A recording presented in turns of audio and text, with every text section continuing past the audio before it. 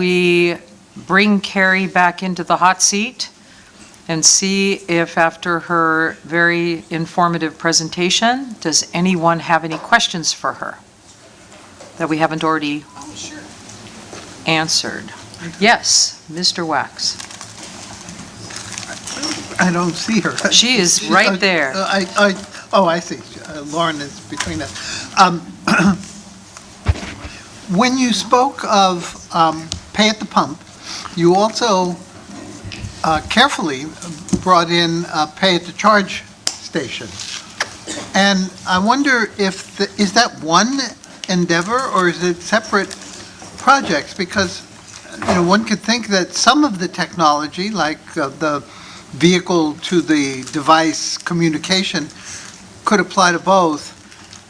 But there are huge differences between the way we deliver electricity and the way we deliver fuel, liquid fuel. So I was just wondering how those two things relate to one another. Will it be a single integrated study? Will there be different teams or whatever? So at this time, it's envisioned, because we haven't started the work and don't have a contractor underway, is to do a single project, a single demonstration that will do, both aspects. And yes, you're right, there probably are nuances between the two, hopefully not too dramatic that it's going to impede the demonstration.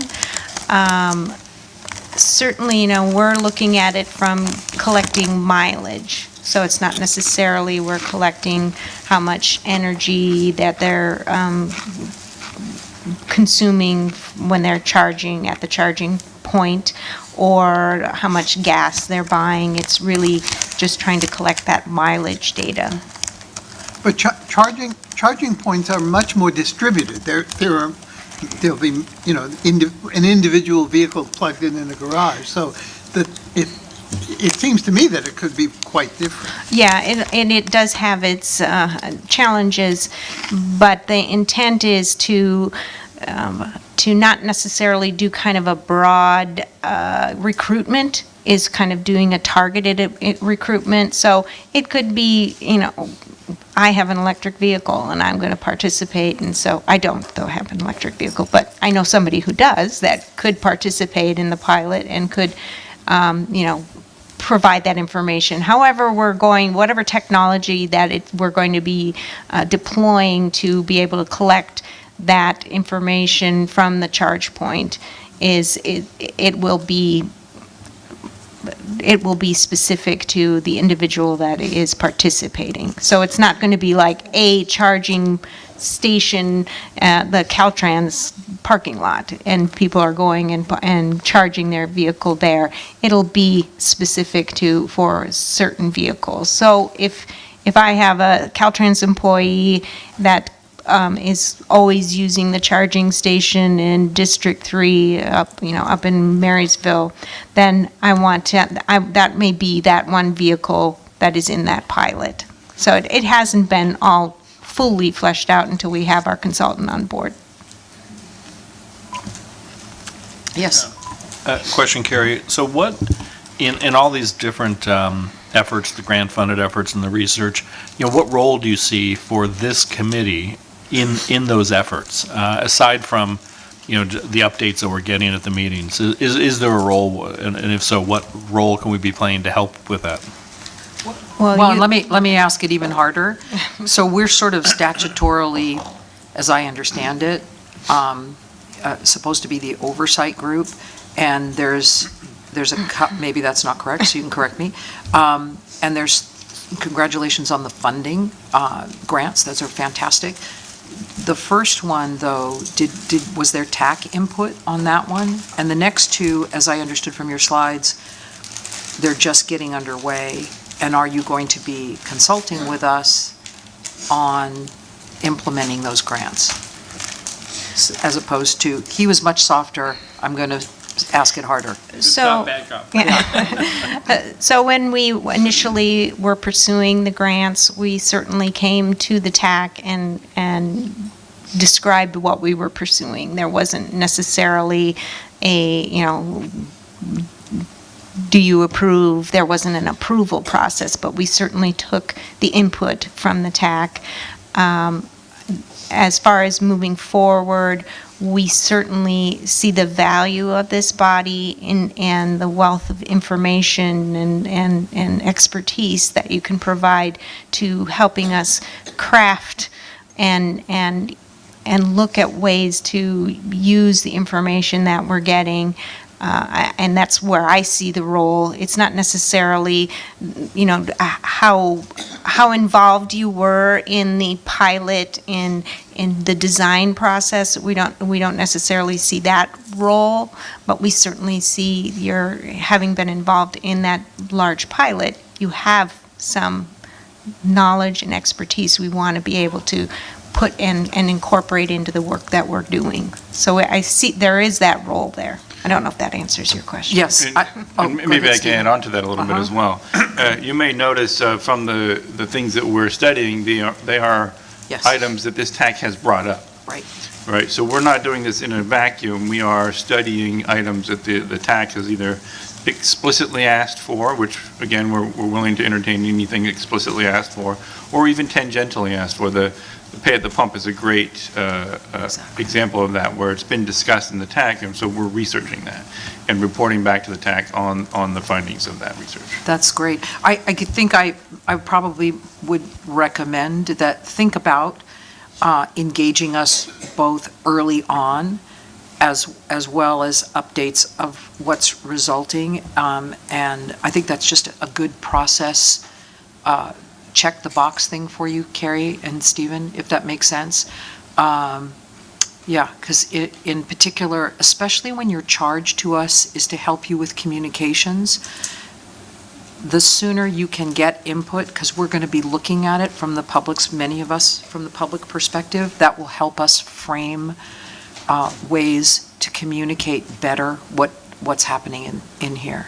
So, And, I would second that, and I think, you're familiar with this group, obviously, and we have a lot of knowledge and expertise, but we also have a diversity of opinions and points of view that I think could be useful in any of these things. So whether that's how formalized that is or how regular that is, you guys can tell us, but I wouldn't, I would take advantage of that. and you might also just even think about the fact if you need additional meetings to do that, instead of waiting for a November meeting, please don't hesitate to ask. I'm sure there will be volunteers that would be happy to throw a quick subcommittee together and give you some good expertise from a variety of viewpoints. So, okay, thank you. I had one other comment. Oh, yes, Right. please. So I was very excited as a university academic here. I was very excited about the aspects of your grants, which involve doing research, particularly at the community college level. Pam and I were talking at lunch, in terms of how do we just get started and get something going with this tension of do we keep studying, what does the federal do, right? I'm wondering if we could engage, say, for instance, Santa Monica College with the city of Santa Monica, which is clearly an early adopter and very open to this, to even do a small study, or Marty working with a graduate student from UCLA, to look at all of the electric vehicles that the city of Santa Monica already runs, and to do a real hands-on, what's in that port, what kind of data do they have, how often do they charge, where do they charge, what are the privacy and security issues with it. Do something on a really small scale, grounds up, so that we can make some real progress on it. And last, Carrie, I don't know if we have a copy, but I would appreciate a copy of your PowerPoint, if we don't already have that. If it's over there, that'd be great. So, that'd be great. We'll email that out also. I wanted to just add that I thought Brian's response to us saying that the state fleet should get involved, and he was like, well, wait a minute, we have to think all these things through. There it is. That's exactly what That's we the have to point. think through. Yeah. That's the and- point, the process. And so, and I feel like you're on that path, but, maybe have that conversation, write those things down, all the things he was like panicking, thinking, oh my goodness, now we've got to do all this. And it's like, I think we do have to do all that. We have to do all that. Before we Yeah. introduce this to the public, so. Very good, yeah. very good. Thank you, Susan, thank you. Any other questions, comments? Carrie, thank you. Excellent presentation, and we're thrilled you got those grants. It's nice to get money from the feds in this environment. So, good work, good work. But again, don't take it to heart. We're happy to meet with you early and often to get you the input you need and do some box checking. Garth will arrange all that. I sure will. All right, that's agenda item number 10. We're now on to number 11 on an overview of Caltrans research program. Garth, you want to introduce? Sure, I just wanted to tee that up real quick, excuse me. And the reason that staff did ask to have Caltrans come and talk real briefly about the research program was because they do have a very robust research program at Caltrans, and potentially that might be an option for the TAC to kind of tap into, if you will, on, if the group does see that more research is needed potentially. So that's what we just thought we'd ask Stephen Keck come to talk about research real quick at Caltrans, very general overview. Thank you. And to be clear, they actually asked somebody who knows what they're talking about to come and speak about a research program at Caltrans, but I volunteered because I was going to be here anyway. So bear that in mind as I give you a very brief overview, and I will try to be brief because it looks like we're running a bit behind. So the research program at Caltrans is run under the Division of Research, Innovation, and Systems Information, or as Carrie calls it, DRISI, and I call it DRI-SI. They manage the research program in partnership with all kinds of different areas, the university transportation centers, the new state college system institutes, the CSU System Transportation Consortium, federal government, the TRB, the TIRCP, and other areas nationwide and all throughout the state. There's really 6 areas of funding that DRI-SI looks at when they're looking at how to spend their, what is admittedly a fairly limited state budget, augmented greatly by federal funds. We first look at Caltrans functional research, things that will improve the engineering and safety of our roads and the materials that go into them. We fund the UTCs, we fund National Research Program, the state research support partnerships, technology transfer and implementation, and very interesting, we do some of our own crash testing. So I was very fortunate, and this is the part that I know the most about because I was just there. I went out to go see the crash test lab that Caltrans has set up at the CHP Academy in West Sacramento, where we actually crash test vehicles, not for to find out what happens to the vehicle, but how it impacts our structures and how the structures affect the vehicle and the safety of both. A very interesting program where when we design, say, a new bridge rail, we need to test to see how that works. That's how we test it, and it's pretty spectacular. Great part of our research program. So with a limited funding source, really what they look at is they have a detailed and robust research prioritization methodology that really takes into account a number of things, but primarily the implementability of the research. So purely academic research is important, and we do quite a bit of that. But really, we want to make sure that the research that we do aligns with the Caltrans goals, and especially for the Caltrans functional research, that it's implementable when we get to the end. So since 2015, research performance has really been measured against implementability, which is a tough word to say. For Caltrans funded projects, we're looking at about 75% implementability. For the UTC research, about 40% implementability, and for sponsored national research, about 20%. So really, some of the things we research is for purely academic purposes, which is fantastic, but especially for those things that we do that are functional research, we want to make sure that we can get something at the end. Not all research will lead to something that's implementable, and that's okay. So some of the important areas of research that is undertaken by DRI-SI is primarily, or number one at least, transportation safety, followed by seismic research, geotechnical and structures research, materials and innovative product research, technology transfers, such as V2I and V2V stuff, and then a lot more academic areas. But those are the primary areas the funding is added. With regards to road charge specific research, I think actually Carrie did a really good job of going through all the research areas that we're doing. The two research proposals that are under review right now for funding in May are the TNCs and AV research and the intersection of the electric vehicles and the internal combustion engine vehicles in terms of where the cost savings balances out. What I don't think Carrie did mention is those are two proposals that are up for funding. They're under review for funding for next fiscal year.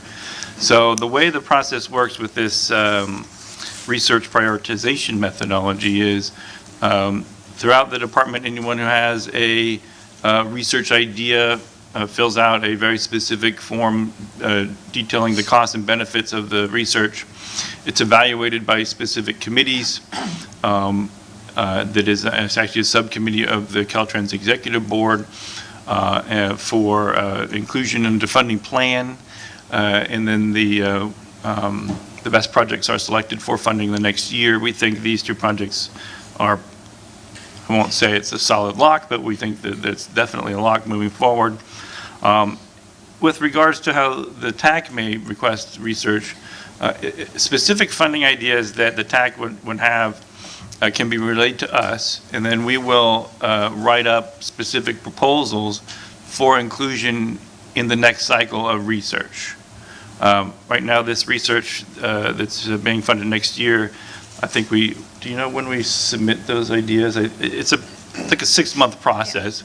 So we're at the point now where the 1920 fiscal year, which starts in July 1st, those ideas are already in the works, so to speak. So any new research we would take on to be funded under the Dry SI program would actually be a 2021 fiscal year ask. Other research can be done, small studies I think was mentioned, can be done outside of Dry SI, but when it comes to money the department has specifically set aside for research, this is where we go. So that's as brief as I can be, and probably all the information I know anyway about research. But if you have questions, I'll be happy to give it a shot.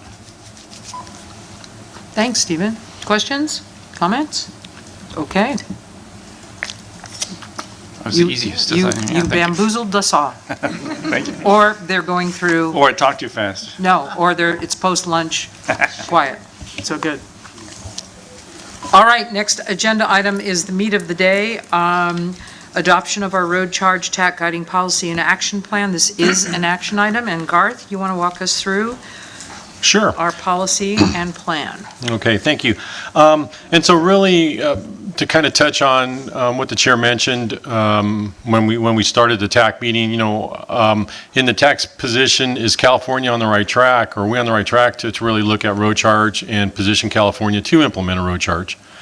And so that was, in terms of staff's intention on this particular agenda item, was to kind of, well, let me back up. At one time, I sat in my office for an afternoon and kind of went through what kind of research opinion in my somewhat limited ability would be needed. And so I developed a list of, 10 or so different items.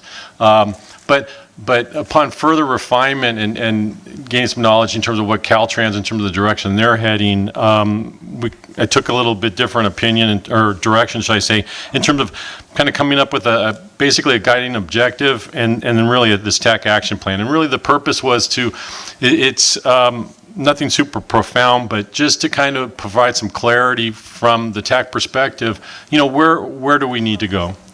And quite frankly, and also I'll read the guiding objective. It's fairly straightforward, and I don't know if there's any issues with it, but California serves as a national leader on road charge policies and effectively implements and administers a phased-in road charge program that provides a long-term, sustainable, reliable, and sufficient funding to meet California's transportation system needs. Really the basic purpose of that was just to help again, provide some direction in terms of where we think we should be heading in general. And then kind of develop this action plan to kind of looking at, over the next few years, where should California be moving in terms of actions that the TAC would like to see be undertaken. And so basically, we've come up with three fundamental areas. One, to educate the public and key stakeholders on a road charge, and that's something that Carrie's, touched on. That's something that definitely the TAC, a role that the TAC could play. Two was to research to better position California for implementation of a road charge program. And here, I mean, that's kind of, are we doing enough research? Do we need to do more? Are we heading in the right direction? And then third was to advise the commission on road charge issues for purposes of ultimately advising the legislature and administration through the commission's annual reports. And so that's something that we as a TAC, at least staff would suggest, is we've got to start thinking over the next few months, quite frankly, what legislative recommendations, if any, relating to road charge should we as a TAC to develop. And so that's what I was just kind of hoping to kind of have this particular agenda item be an opportunity for the TAC members to weigh in. Again, are we on the right track? Is Caltrans, hey, Caltrans, you're doing a great job. Really nothing else needs to be done. Or no, we need some additional research in these particular topical areas relating to road charge. And so really that was the intent for this particular agenda item. Madam Chair, I'll turn it back over to you to see what the TAC members have to say. Very good. Thank you, Garth. All right. We've sort of had a lot of this conversation throughout the day. So if you would like to kind of summarize other ideas or consensus or support for Garth's position, I would, just for the record, it would be kind of good to do that now. Yes. I'd just like to mention that I noticed that educating the public and key stakeholders on road charges, whether it's by plan or design or whatever, is number one item, and I agree. It's something that people still, the vast majority of people still understand how roads are financed, and to me, it's educate. It's got it. There's no lack of education and marketing or whatever that can take place. Yeah, I want to second that. I actually added the words in on number one, there, educate the public and key stakeholders on the need for a road charge. Because, I mean, I think sitting here, and probably for you, Garth, you just assume it because you know it's your life. And you're not aware that people are not paying attention to this, they have no idea, and then they do immediately think they're double taxed. It's the first thing they lead to. And I really would also just like to second the idea of getting some good marketing going here so that even as we communicate, like when we had the report, I did get copies of those and I handed them out to people and it helped. And so having something that helps people digest it, and good marketing can make people even laugh at themselves a little while they have their questions and thought, it can be done well. And so that's just something I would say besides research. Maybe in that regard, that's something that staff can work with Caltrans to kind of put our heads together, if you will, on how could we do a little bit better marketing, public outreach, and that kind of thing. Carrie? Right, I'm going to jump in on that one too. I mean, are there funds to do public service announcements, billboards? I mean, anything like that? And then, of course, the takeaways that we can carry around with us to various places. We did do our public research, our public attitudes research with round one. We also completed a communications plan, a very robust communications plan. It is ready to launch once we get a green light and once we get the green to do the green light. So it is resource-based. For our demonstrations, we will be doing communications around our demonstrations, similar to what we did for the pilot program. So we will have communications materials, collateral, leave behinds. So we have a plan in place. It's just having the resources to do it. Carrie, I'm going to throw out what I call one of Lucy's harebrained schemes for you to think about that might be an idea if marketing a new program is the key. So I start with the fact that the legislation requires a road charge to be revenue neutral, so we're not collecting more or less than the gas tax. But if I wanted to, and that's point number one. Point number two, people think they're paying too much in gas tax, no matter what. We all know the facts, but that's the general public's perception. Gas taxes are out of control. If I wanted to market this in the private sector, I would figure out a way to sell it as, and it's going to be cheaper than the gas tax to do this. So instead of making it revenue neutral, figure out a way that makes road charge less for the consumer. And the research I would want is there a way, again, trying to connect climate change goals, et cetera, is there a way that we could do research to indicate a less per pump fee under road charge that produces revenue that is the same neutral at the state level? Do you see what I'm saying? So the consumer is getting something and saying, oh, this is a benefit for me, I'm paying less, but at the end of the day, it might produce the same or more revenue at the state. I know that's wishful thinking, but that's something, that's research that I would want to figure out.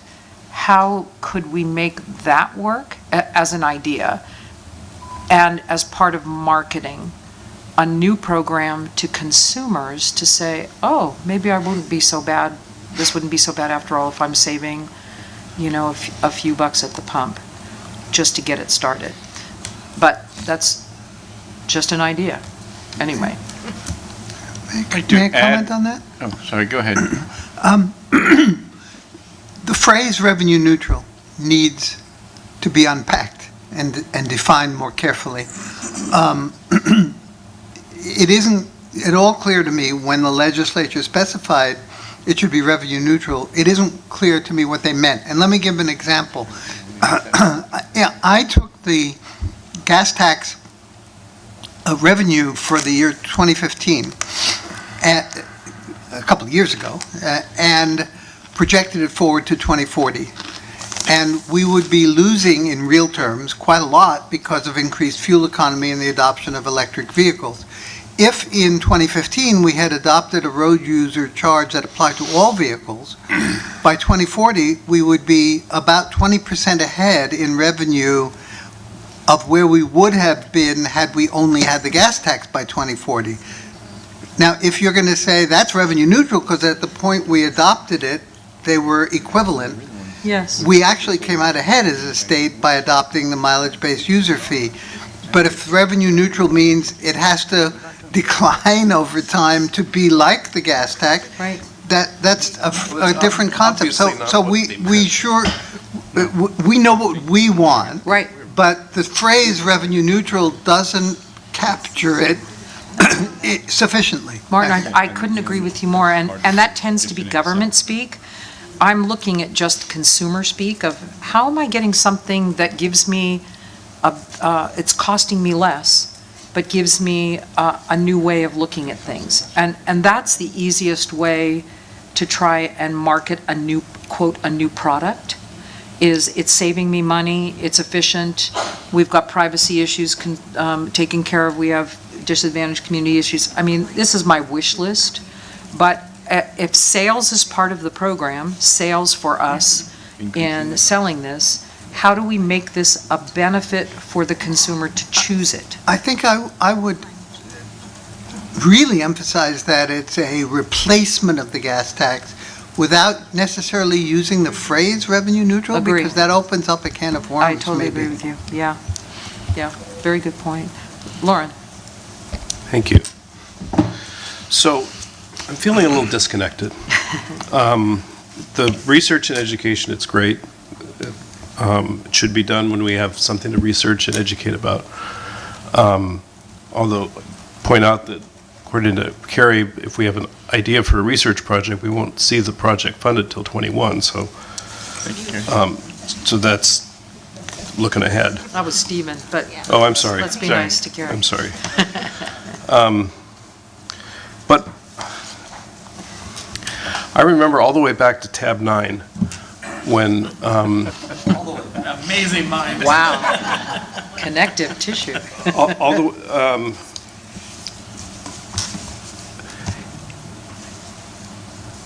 where the discussion was, it was,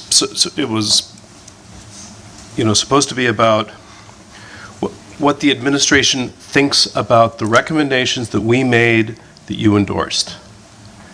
And we still don't know what the administration thinks, the old administration or the present administration.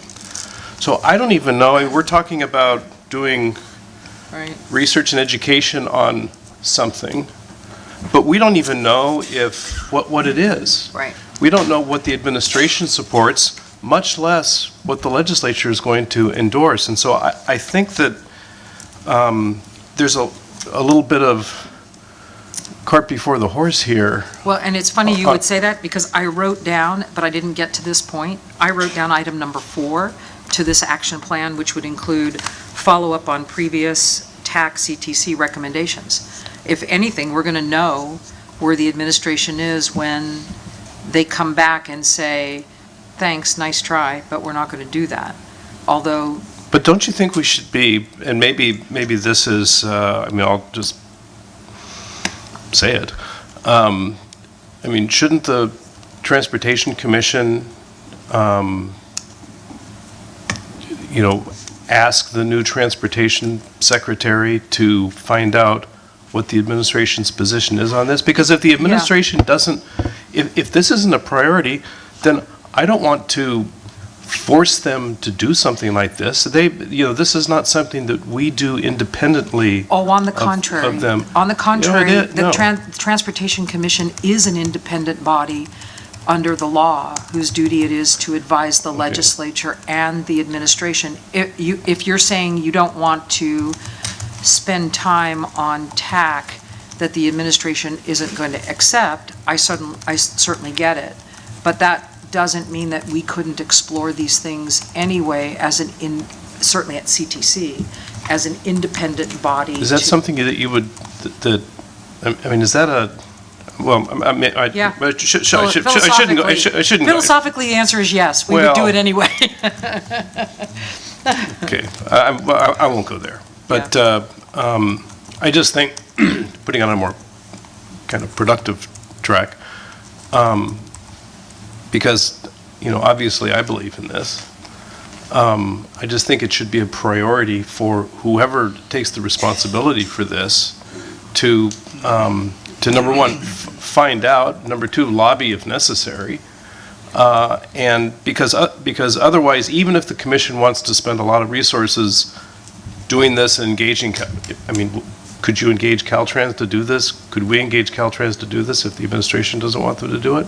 I don't know about that. We certainly would know when administrative is here in education. So we're certainly going to get a Yeah. pushback if they don't want to do this. Right. Yeah. However, having said that, that's sort of a passive-aggressive way to find out. Yeah. It's probably makes more sense to specifically find out. So that would be my recommendation on Thank you. tab 13, is that we find out, Where we the find out if we have an administration is. ally in the governor on this, and then we can sort of, I would prefer to kind of assess where we go once we understand that. Excellent point. Thank you. Thank you very much, Madam Chair. A couple of comments. I'm a little concerned on the discussion regarding public outreach. I don't think we have anything to outreach as of yet.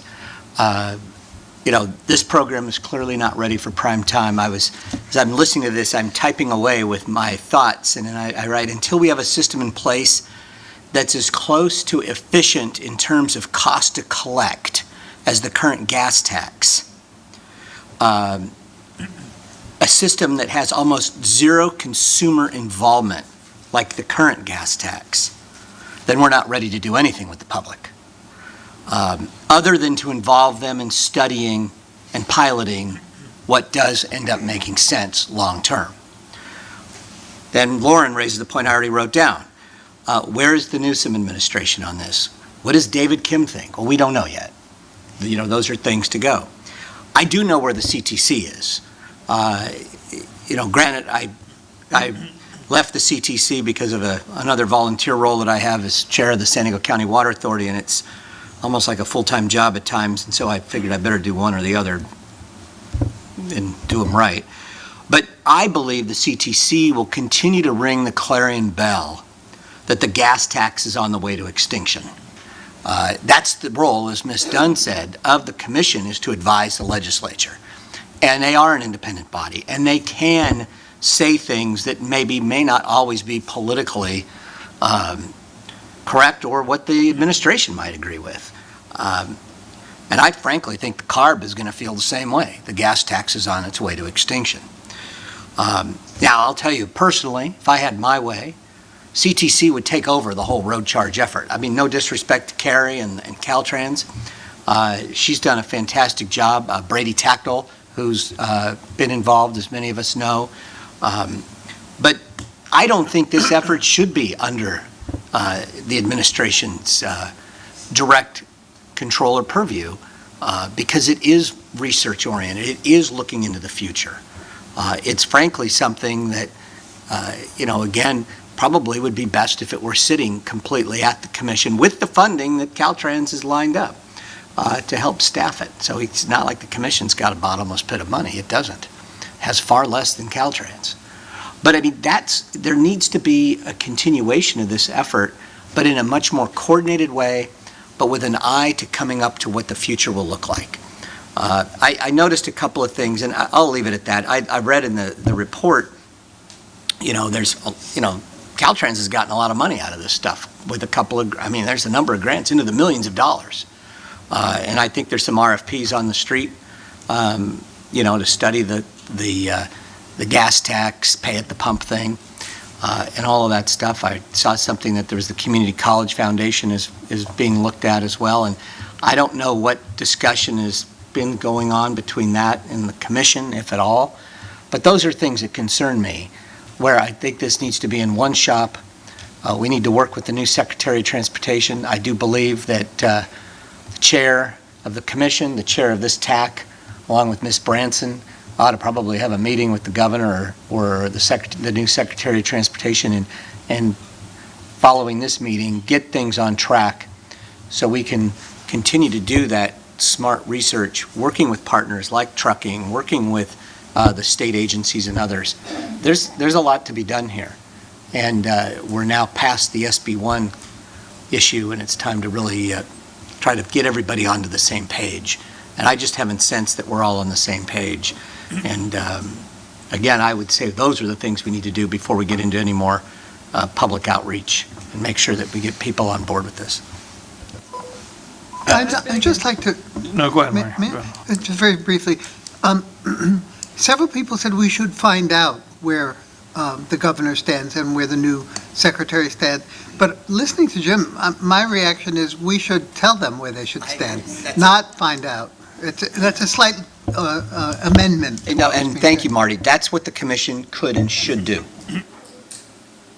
I would agree with that last point. After hearing most everybody talk on this, I see a lot of consistency, actually, in where we're trying to go. Maybe there are some disagreements of what comes first and how best to achieve it. I do think, I take Jim's point to heart, that when it comes to public information and or marketing or selling this, we've got to get it right. It's got to be thoughtful.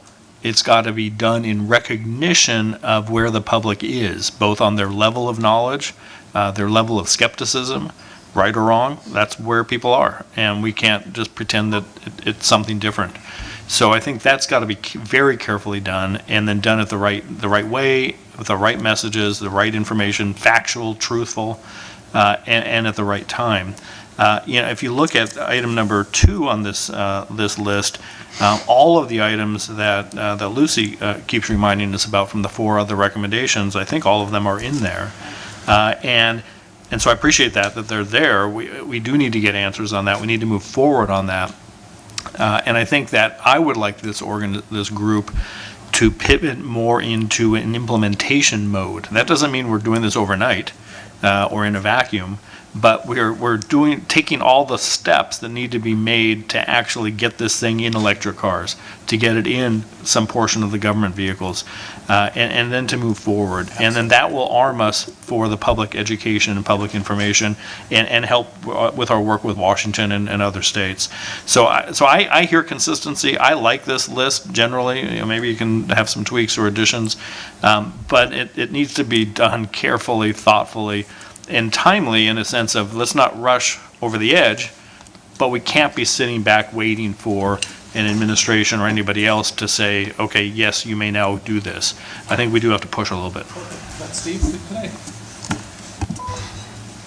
If I may.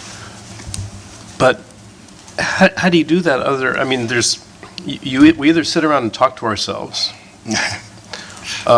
or to get any of these done, you need the legislature to pass a bill. And so I don't know if there's an in-between in that. I agree. I agree completely. We're not going to have legislation this year, so that's done, I think. So we should be really gearing up for legislation next year. What things do need legislation? Which ones do not? Where is the administration? Let's tell them where there should be. And then we need to do all those things. I'm not, again, it's not overnight, but I think we should be pivoting to, let's do it in some effective, appropriate way. Yeah, these are all great comments, and regarding the communication aspect, and I do 100% agree that it is premature. What are we exactly communicating out to the public? But one thing we should not lose sight of is the trust from the public on what is going to happen with these funds if we transition. And I think we need to make sure that it's communicated that it stays within the program and what its intended purpose is for. And if you start hanging ornaments and people's wish list is on it, you're going to lose a lot of support. The other thing is during following the SB 1 passage and then leading up to the Prop 6 election, or during the elections, we had a lot of members that were very upset with our position with supporting it. And the common thread of what they were upset about was the tactics of shifting the funds here, going, just not the intended purpose. And what I always do in my presentations throughout the state with our membership and other organizations, if it's talking about road charge or SB 1, is I reaffirm that this is just bridge funding. SB 1 is just bridge funding. So what does that mean? And I walk my members through it, and I walk other organizations. It's gap funding, yes. Bridge funding, then you can build bridges. Okay, you're right. Which apparently we're too heavy to travel, but anyways, yeah. But I think it's very important and critical that as this group comes forward on any sort of recommendations, that we stay firm on and educating when it is ready, when the time is right, on the intended, what these fees are going towards.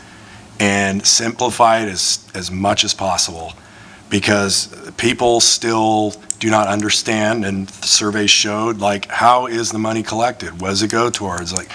It's an ongoing process, I understand that, but that is something that we need to gain and make sure that the public understands that this is what this exactly means, because years from now, we're going to be in a big problem with transportation funding. Thank you.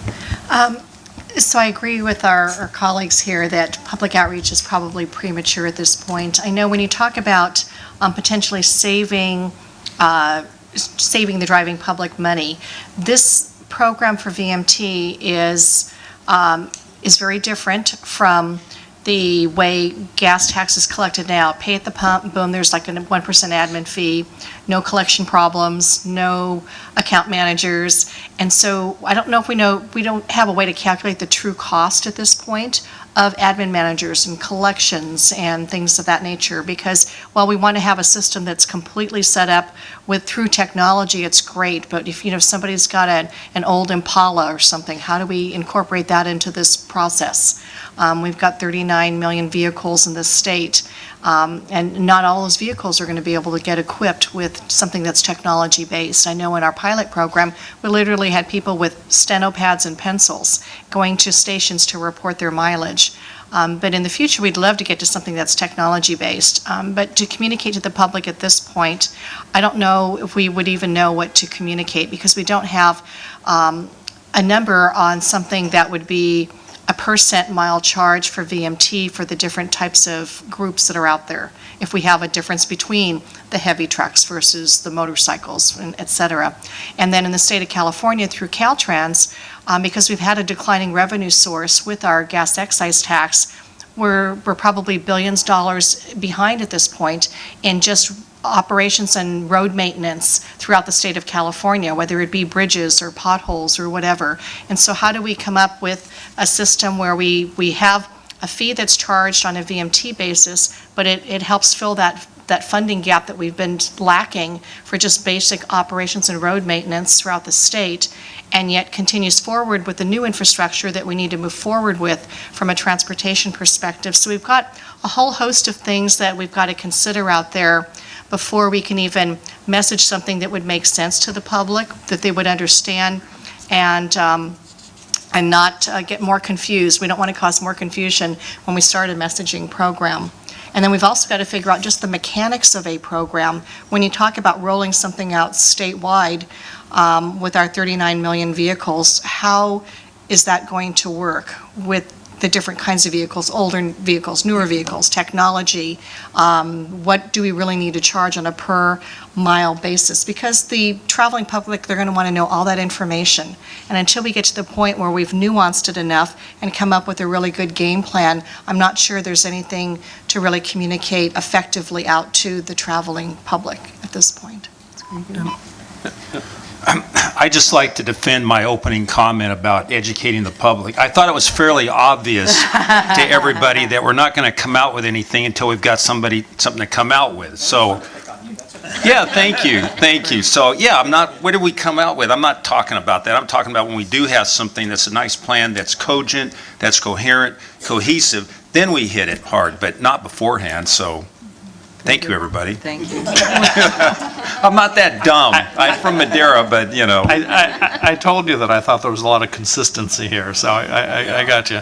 Also on this whole idea of the bridge funding or gap funding, let's keep in mind, though, that that's true in the long term. We need to be looking to the future. That's the whole purpose of this. But SB 1 was the largest motorist tax increase in California history.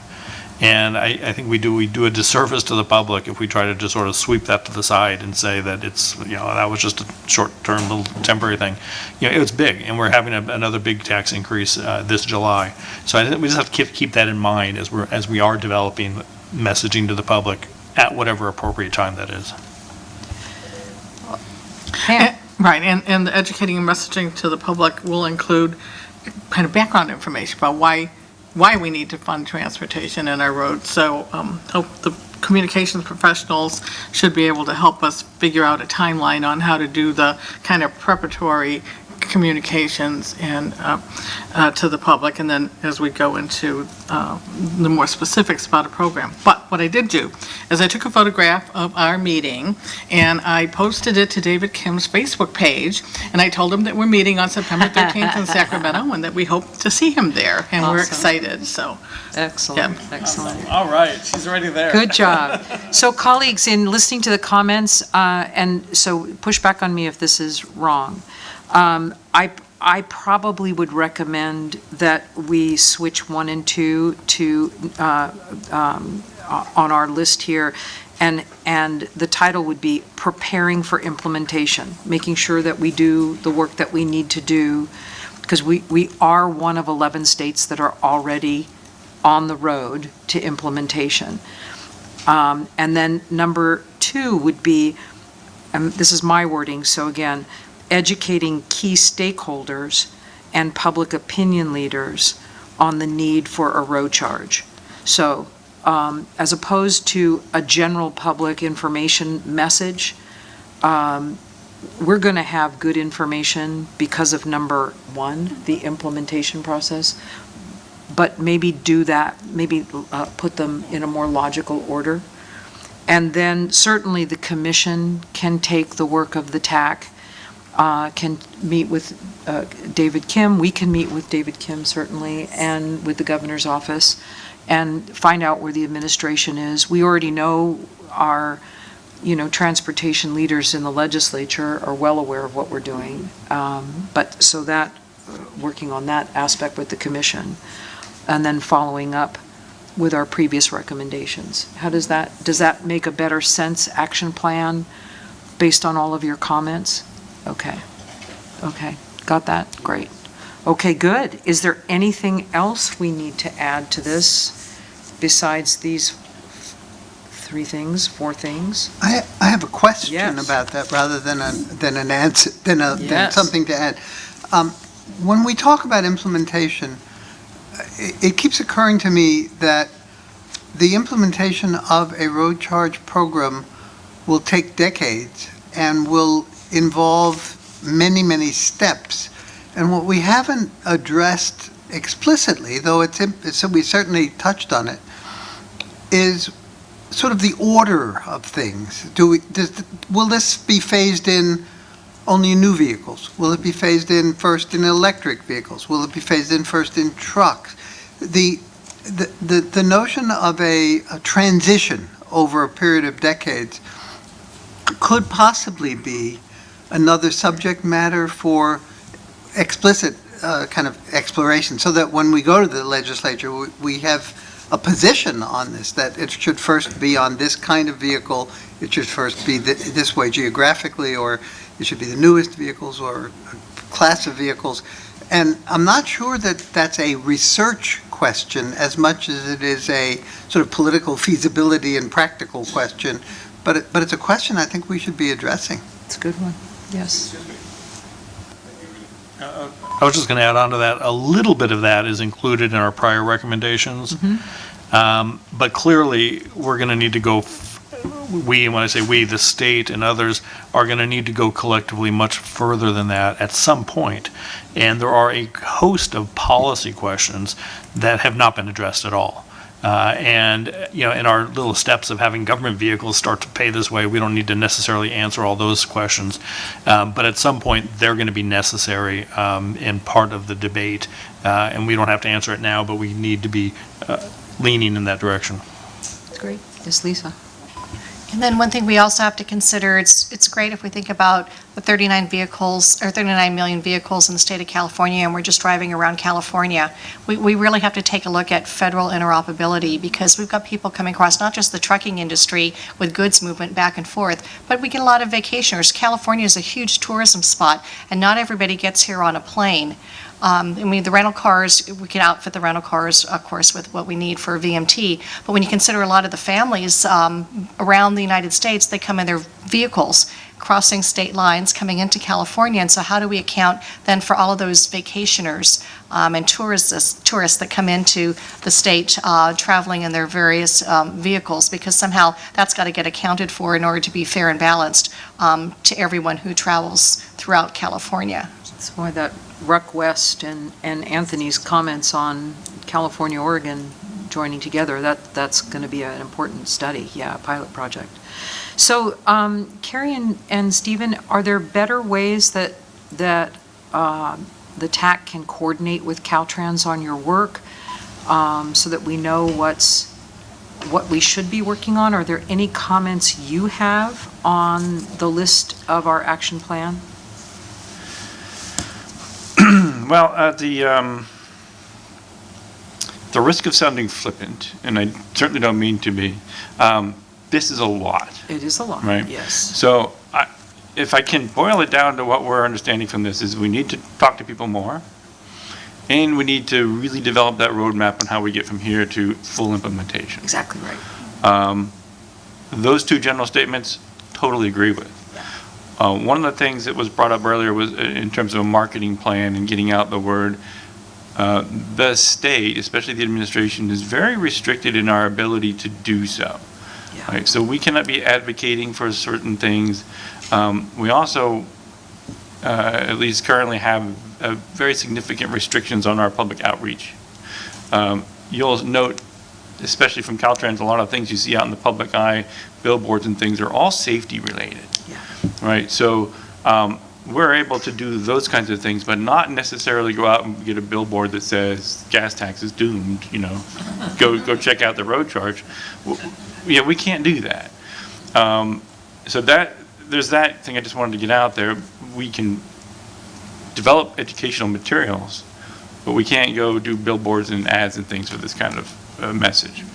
And I think we agree with that. So we're not. That's fine. I just want to make sure it's clear. We're not advocating for. But I absolutely agree. Those are the two things that we need to do. In terms of developing the roadmap, not all of it's research. A lot of it is serious planning. Right. And I can't disagree with that at all. If we're going to be successful, we need to clearly outline those steps. And the research that we've done, whether it be on a technical issue or public opinion or things, that's all peripheral to that plan. And I'll be completely honest, we've not sat down and said, okay, how do we even going to develop that plan from here to there? Yes.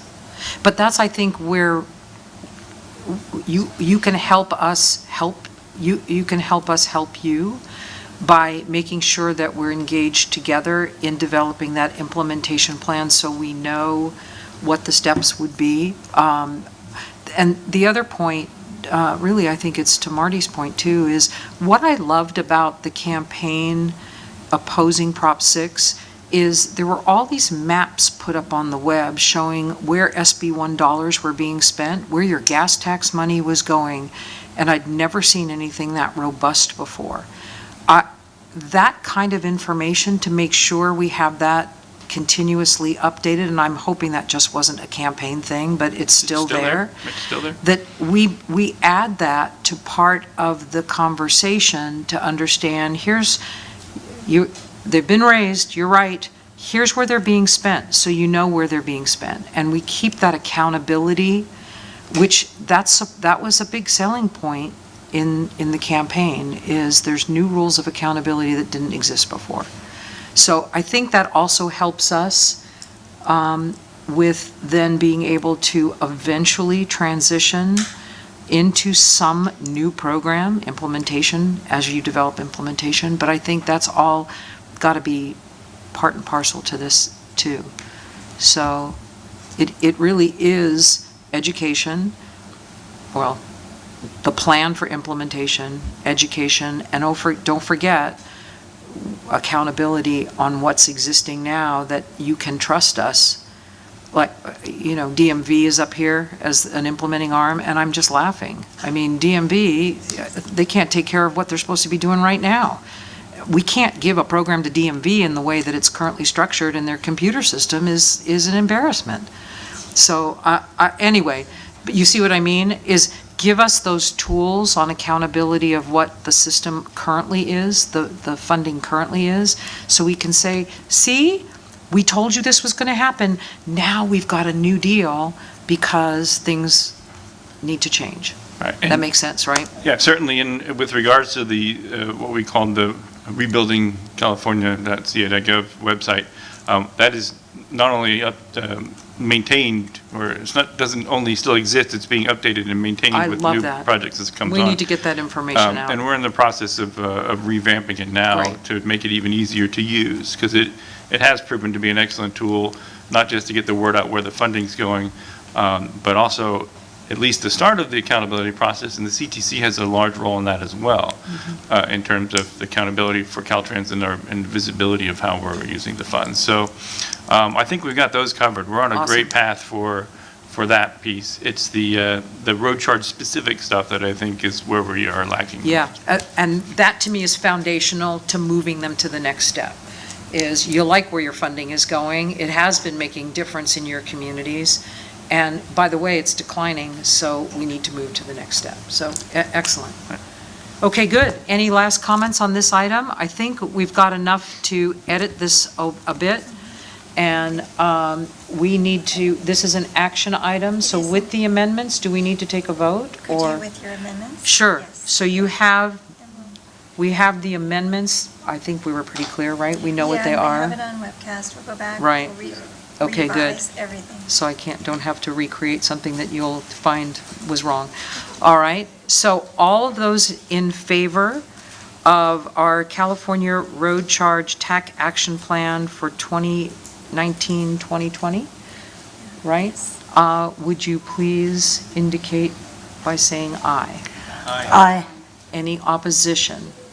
Any abstentions? Congratulations, thank you for your hard work all. We've got a plan. We've got a plan. Okay, And if I could just... please. You know, listening to this discussion, I just wanted to assure you, when you developed your recommendations last year, those were recommendations developed in consultation with Caltrans and the Transportation Agency. You know, a lot has happened, right? We have a new governor, new administration, but I just wanted to make sure you know, in my position, what I see is legislative support for the work that you're doing. Your role was extended, and you know this, but there is that recognition that we need to do something. And so we will now, you know, we do have a new governor. We will, as staff and with the commissioners and maybe the vice chair, you know, we will get together with the new Transportation Agency secretary to see, you know, where we stand with that. But the goal here really is, you know, you've got great recommendations. The commission has great recommendations. You've talked about this a lot. We need to figure out what are the barriers so that we can get something done. So I just wanted just to make sure you know how much we really appreciate that you're all dedicating time to this and want to make sure it's useful for you all. And just know that you can contact me anytime if you have ideas on how to make these meetings more productive or to move what we're trying to do here forward quicker, faster, better, more strategically. I would definitely welcome your input at any time. So, thank you. Maybe we can get Secretary Kim to come visit for the next meeting. Absolutely. That would be great. All right, very good, yes. And just a recommendation to get the governor and his staff briefed as quickly as possible. He understands there is a problem Yes. with the gas tax, and he understands a little bit about VMT, but he needs an in-depth briefing and I think he'll get really on board with us, but we've got to go through that educational process, and then Excellent. he'll get it. Thank you, Lisa, excellent. All right, moving us along, oh, Susan, one more thing? Yeah, I looked up the Rebuilding California website. Yes. And it is good, and yet there's another part of me that thinks what we're selling is what we just voted is it. Like, we did it, we funded ourselves, That's the we've got perception. gas now, you know, Yeah. we've got money for roads now, Yeah. and we don't want to probably take away from that thought for a little bit, because, you know, it was glorious, and we want to still celebrate it.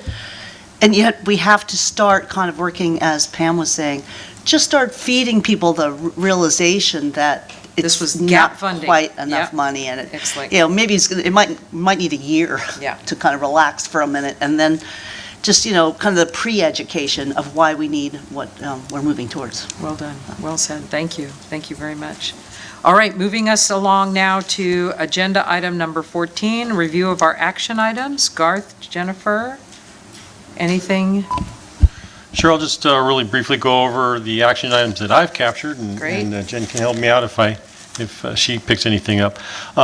One thing that we will do is to make sure to resend the letter, I believe it's December 2018 letter that was prepared jointly by the Transportation Commissions from Oregon, Washington, and California to congressional delegations, our respective congressional delegations regarding support for a national road charge pilot.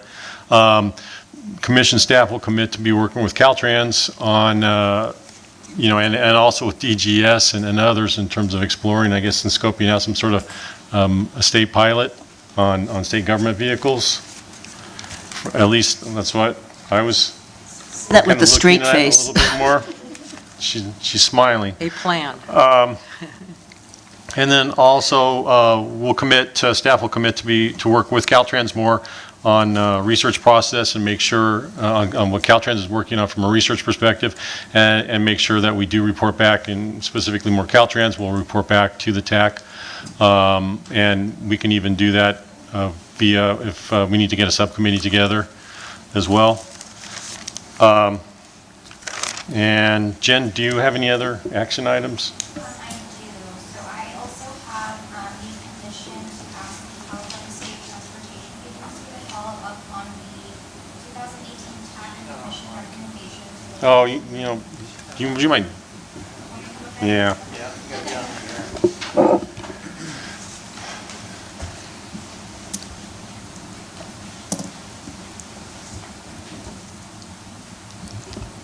Sorry, tiny voice. So I have the commission to ask the California State Transportation Agency to follow up on the 2018 TAC and commission recommendations relating to disadvantaged communities and telematics at the September 13th TAC meeting. And I also have the commission staff will commit to scheduling a meeting with the new California State Agency Secretary, David Kim, regarding future road charge TAC activities, and we shall also extend the invitation to him to attend in September. That's great. Anything else we need to add? I think that's a lot. And so, very good. Thank you for those action items. Now time for public comment.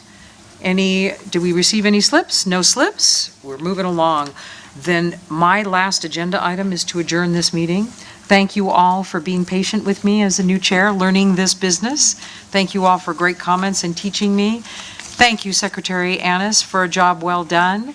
And good luck with high-speed rail. We'll miss you. We'll expect maybe we can get some road charge out of high-speed rail. I'm not sure. It's probably a few years before that happens, right? So thank you. We'll charge riders by the mile. Charge from by the mile. That'd be perfect. And thank you all, both Pam and Jim, for staying on. And I will therefore adjourn this meeting with your permission. And we'll see you again on September 13th in beautiful Orange County. And thank you, Lucy. What a great, smooth transition that was.